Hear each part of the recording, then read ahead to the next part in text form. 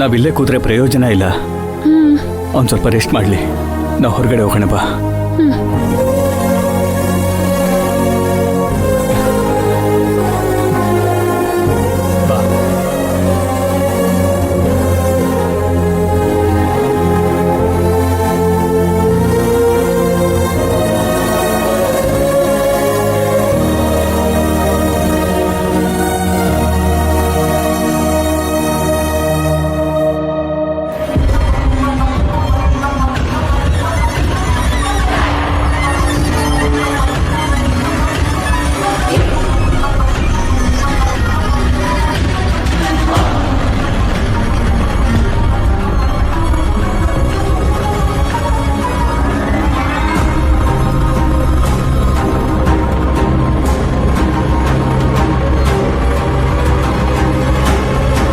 ಆ ಪ್ರಿಯಕರ ಬೇರೆ ಯಾರೋ ಅಲ್ಲ, ನಾನೇ.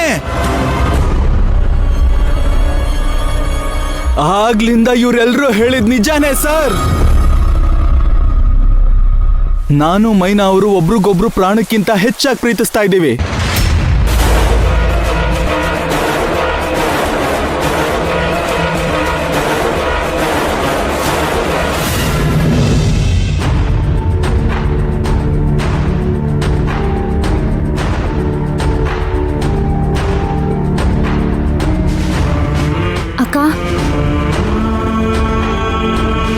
ಮೈನಾ, ಏನಾಗದೆ ನಿನ್ಗೆ?